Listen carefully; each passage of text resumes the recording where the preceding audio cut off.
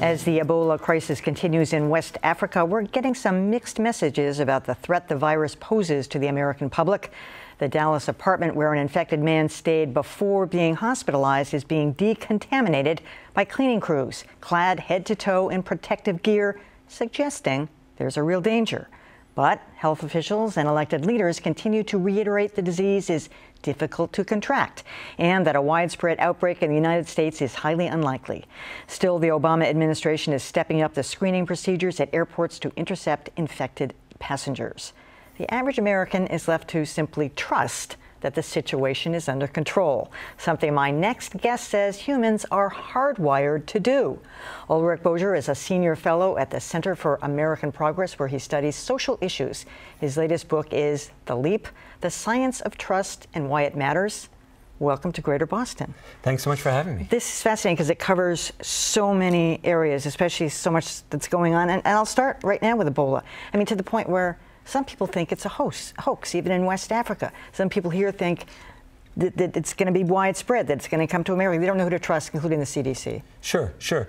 There's a lot of headlines right now about Ebola and all sorts of other issues, whether it's murders or rapes or war that we hear about. And these make us distrust and make us skeptical. Barry Glasser has written a lot about this, that we live in this culture of fear. And when we do, it's very hard to figure out what we should trust, who we should trust. The thing that is important to keep in mind is that as human beings, we're not very good at figuring out a risk. That's not really what our brains are meant to do. Paul Slovic has written a lot about this, and what's important to keep in mind is that we know the things that are most likely to kill us. That's not exercising, that's eating too much. But risk experts are clear that something like Ebola is very, very rare, and for your average American poses really no threat. Is it true that Americans are less trusting than they used to be? I mean, post 9/11, for us, yeah. The Whitey Bulger case. I mean, nobody trusts the FBI anymore. I mean, it just seems in the 50s and 60s was a simpler time, and people trusted their government, and things have changed. Things have changed dramatically. Trust is down to very, very low levels. People don't trust their neighbors. They don't trust authority figures as much anymore, and that's a problem because social trust is key. It's key for communities. It's key for neighborhoods. It correlates with all sorts of other important things.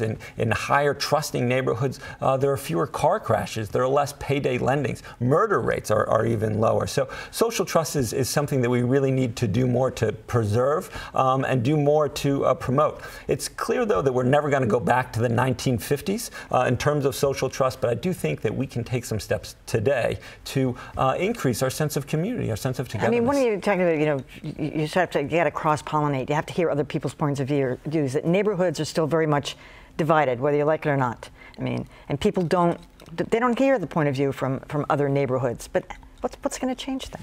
Well, I think, when you look at the research, Robert Putnam has written about this a lot, that when neighborhoods Bowling alone, I should say. Bowling alone, a sociologist, a very famous figure in this field. Yeah. In the short term, diversity does tend to actually decrease trust, right? When you're interacting with people who are unfamiliar or different than you might be less willing to trust. But in the long term, those are the much more robust neighborhoods. And the other thing that can really improve that sense of trust, the research has shown, is that just plain human contact, talking and engaging with those other individuals who might be different than you, can rebuild that sense of community. We have to keep in mind that trust is both something that we think about, cognitively do. You decide to trust something the same way that you decide to think about a risk, but it's also just a human emotion. And so eye contact, touch, all these things can increase trust between other people. Part of it is getting involved. We had this hideous case here a few weeks ago in Blackstone, Massachusetts, where a mother was living with two children, 8 and 10, and then had 2 babies upstairs that allegedly the alleged husband didn't know anything about. There were 3 dead fetuses found. People in the neighborhood knew something was amiss. They smelled stuff, but nobody got involved. And that's a matter of trust too. They were trusting their own instincts. They were thinking, stay away. And we have to understand that that sense of community, that sense of togetherness is really important, right? It's important to identify these horrible things that happen and to try and have us work together a little bit more. But what would change that gap? But what makes somebody want to get involved in somebody else's personal business like that? Because it would be an invasion almost of that.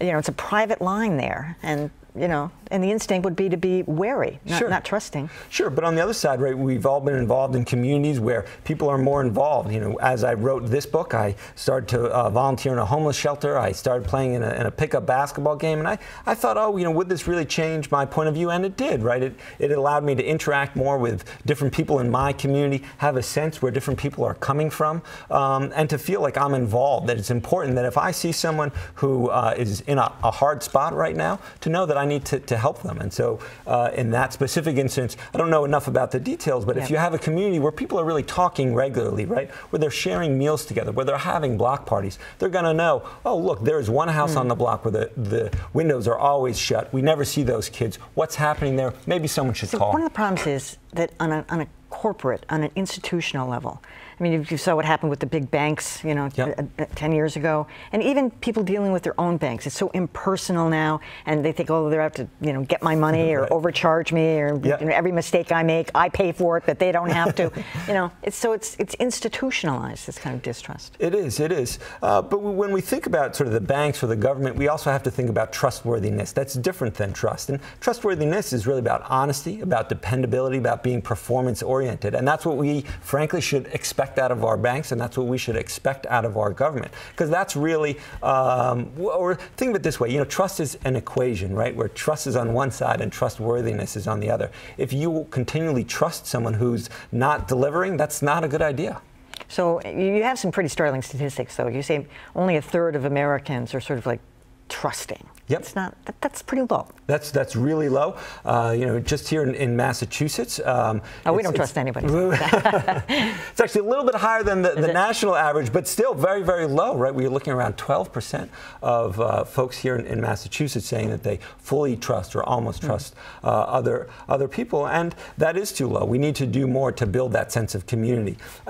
We can talk about it at the individual level, but at the society level, we can look at the data and we know what makes a difference. Income inequality is something that we can tackle and would do a lot, I think, to reduce our sense of skepticism. Or people can read your book. All right, Ulrich Boser, thanks so much for joining us.